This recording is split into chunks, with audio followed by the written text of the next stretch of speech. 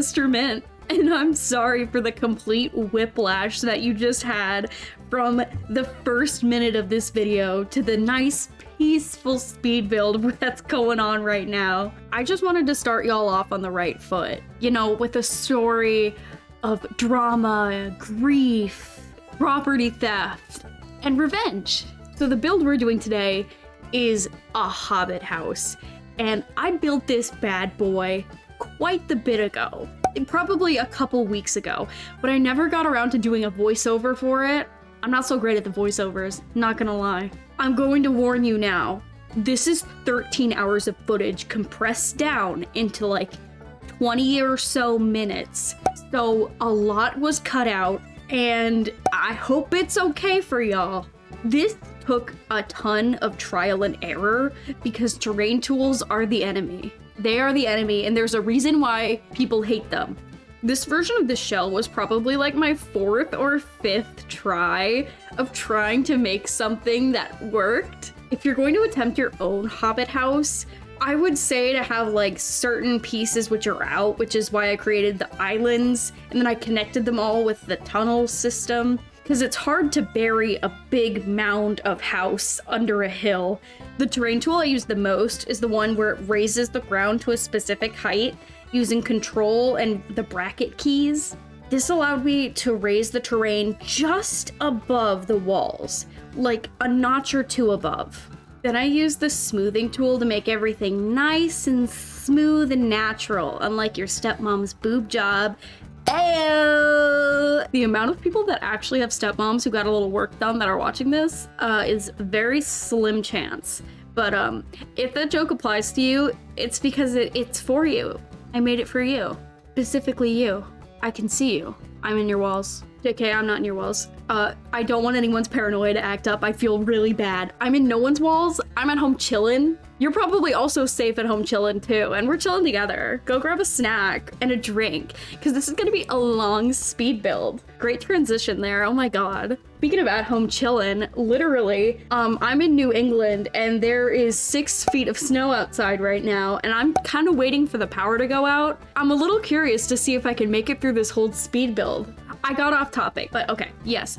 The dreaded terrain tool. I know us simmers love to use her to make a couple little ponds and nothing else, and I'm on that team. The terrain tool is still like slightly terrifying, even though I've been experimenting with her a little bit. She's on thin ice. Ha, ice, because there's snow everywhere. Haha. If it didn't go too fast, the trick that I used to make sure that you didn't see the plants when you were in the building is I stuck them in a fake second story. I had to use a lot of tool mod, but I think you can use basements to kind of get the same workaround, but I'm not bothering with that. I'd rather struggle with the tool mod than even attempt the basement technique. What I did was find a lot of low-lying plants. The one I found looks like those low-lying pale flowers, but without the flower part, and then some vine coverage on the ground.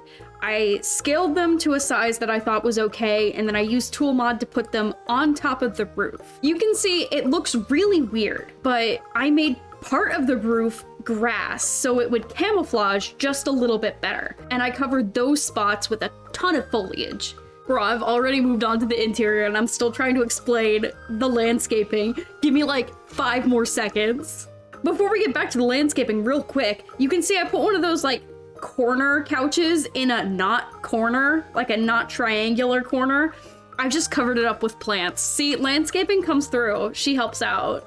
Actually, fuck it. We're done with landscaping. We gotta get on to the interior because now we're decorating the kitchen, which is super cute. Oh, I think it is fun to note that this build made me buy the country kitchen kit. I got partway through it using some of the stuff from Cottage Living, and then I ended up to saying like, screw it, I'm just getting the country kit. Oh my god, the country. I can't fucking speak. Country kitchen kit. Country kitchen kit. God, I hate English. It's my first and only language, and I suck at it. Honestly, I would rather communicate through... I changed my mind. I'd rather not communicate. Dude, I am so bad at words. I told my therapist the same thing, and she said, why don't we expand on that? Can't be insecure about my talking abilities in peace. SMH my head. Speaking of talking abilities, why don't we talk about the build that's going on right now? Good transition. But I actually really love this little corner the best, with all the potions spilled on the floor. When you're actually in game, the potions actually have like mist and visual effects. So it looks really cool. And I used the paranormal puddle that's in debug to make one of the spilled potions look like it has released some liquid creature. That sounds wrong. Huh. You can also see the giant candle pile that I put on the dining table. I don't think you can use the dining table. Honestly, this house is not functional. You can barely walk through this thing. I had to teleport my little Sims around to even make the little front video because nothing works. You cannot get through this. It is a maze. Make a functional house challenge level impossible. I'm sorry, I just love to alt place things. I can't stop. When I have kind of like a mystical magic-y build and I don't know what to put, I just put a giant pile of candles. There's the base game ones, the paranormal ones, and a lot of eco lifestyle debug ones, all merged together into mass candle. Are a bunch of candles on a wooden table a fire hazard? Perhaps. That's not my problem. Look, build's not functional. It's probably a fire hazard. Whatever. It's pretty. That's all that matters, is that it's pretty. Once again, rambling about something when we have already moved on from said thing. We are in the living room. I think the tiny eco lifestyle debug TV fits in with this sort of aesthetic. I'm not sure if a hobbit hole should have technology. Maybe I could have made this an off-the-grid lot, but honestly, I hate off-the-grid lots and playing with them. The people that do that like to torture themselves, or torture their Sims. That's more likely. But I built a little cabinet thing, so the TV looks kind of nice, and there are some picture frames and paintings behind it, lots of clutter. I think this is probably my peak clutter build. I don't think there's much more I could add to make this even more cluttered. I just went ham in every little nook and cranny and just stuck anything that I thought fit the color palette. The aesthetic I was going for this thing was kind of a bit run down, but also a very well-loved, cozy hobbit house with a ton of clutter. The clutter is supposed to make it look both messy and lived-in cozy. I kind of want it to be on that verge of, okay, dude, clean your house. Right on the precipice of that. Or, this house is super cute and cozy and lived in. Wow, I'd love to be in here. It's the opposite of those really minimalist modern builds that don't feel homey. I don't really like them. That style is not for me. I'm much more on team maximalist than team minimalist. I love things and objects. I would rather have more things and have it look nice and homey than just be like a concrete room where you just sit and stare at the walls. Just a thought.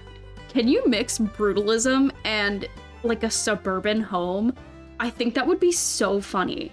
I might try that and see if it works. That would be so hysterical. It's the evil little Simsy blue suburban. Oh, I was talking so much that I missed my favorite hallway that was covered in a bunch of greenery. There's absolutely no sunlight in that room, so I don't know how those plants are alive, but I think it was really cute to have a wall of plants to decorate it. I did have to cut out the little section between that hallway and the bedroom that we're looking at now, which is a bit of a gardening area. It has a florist station for flower arrangement, but once again, 13 hours of footage.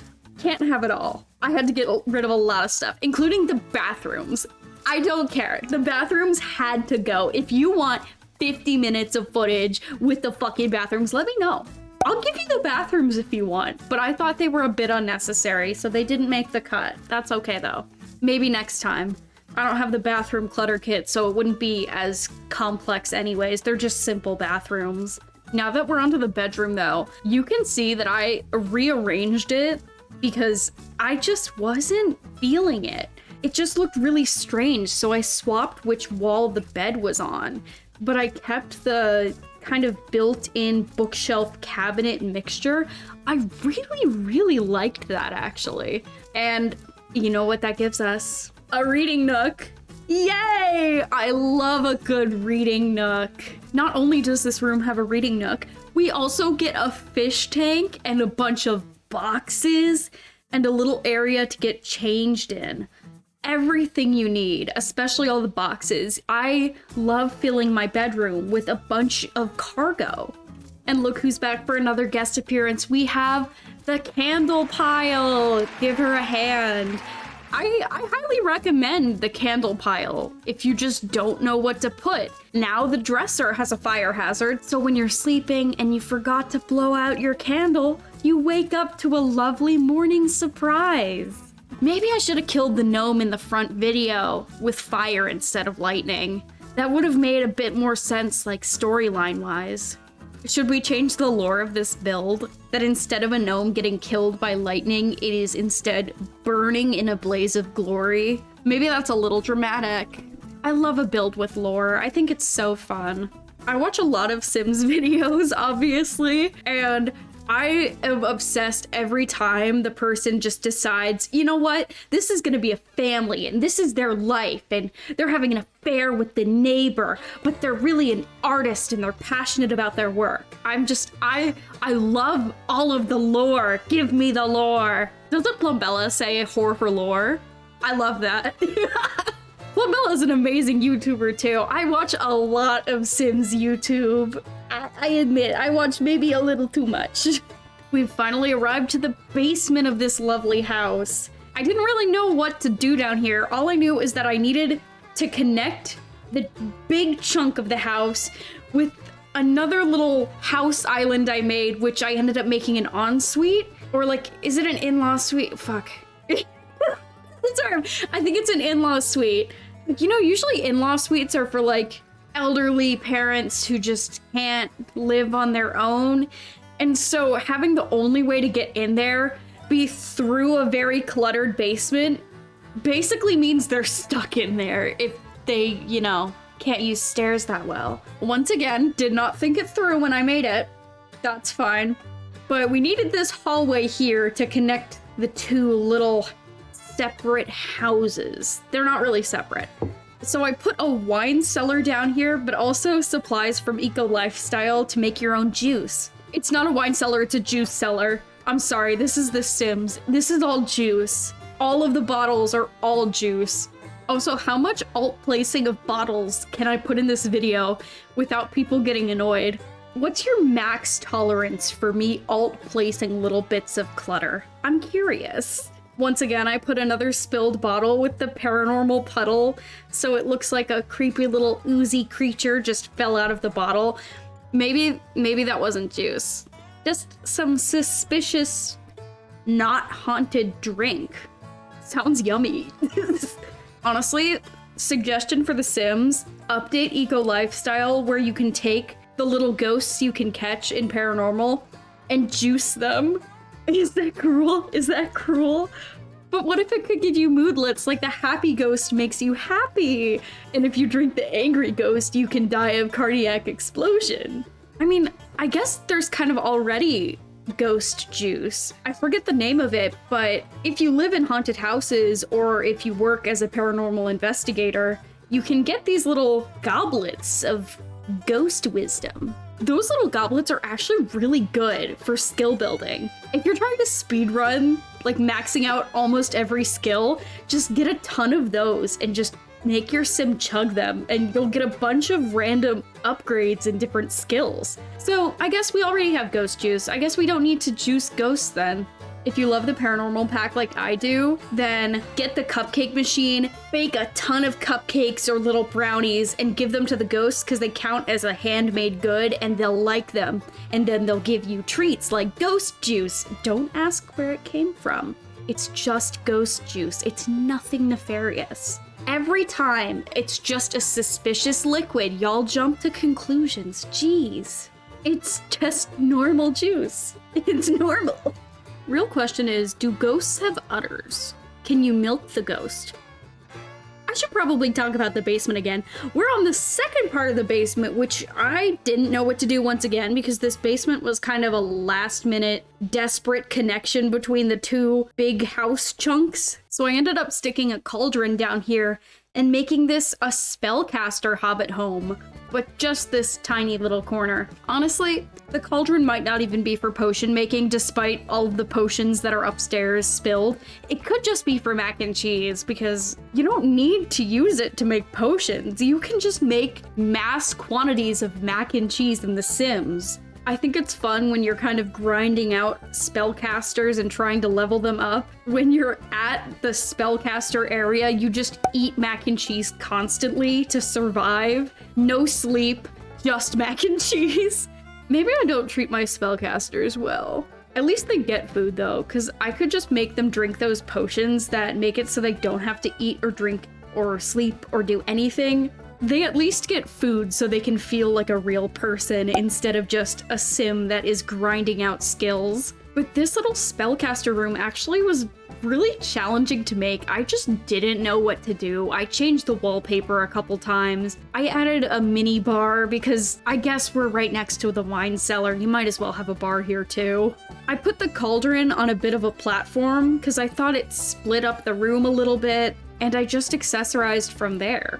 I love saying accessorize instead of decorate. It's so funny. I'm not the proudest of this room. I don't think it's the best looking one, but hey, it's technically kind of a hallway anyways. It's just an elaborate hallway to get up to the in-law suite where your in-laws are trapped if they can't use the stairs. If they can use stairs, then they're fine. I mean, it's a long, complicated way to get out of the house unless you want to jump out the window. But I mean, it's technically doable. When we get to it, you'll see I did not put a door to the outside. You have to go through the front door, through the maze, downstairs, and up into it. The only way in or out is an open window if you can shimmy your way in there. And I know the Sims are not agile. They cannot make that. So they're going to have to take the long way. Not having a door was on purpose. I wanted it to be connected by the underground tunnel, and it was supposed to be kind of secret and fun. But it's just another kind of house. You could just live there. It's basically a tiny house connected to the bigger house with a very complicated way to enter it. That's a little fun though.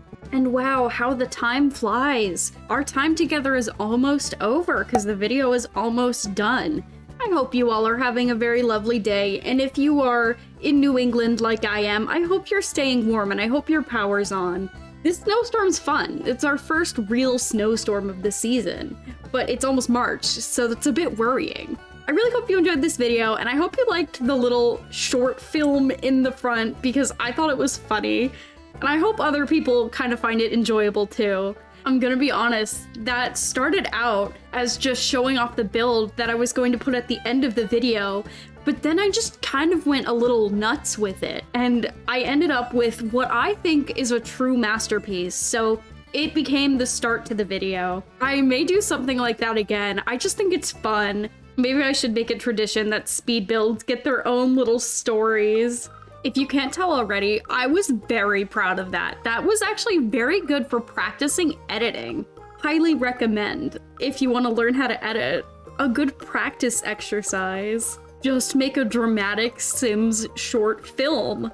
Include all the drama. If you need inspiration, you can go with the property theft narrative too. It's fun. Thank you so much for watching. I hope you enjoyed. Have a good day. Goodbye.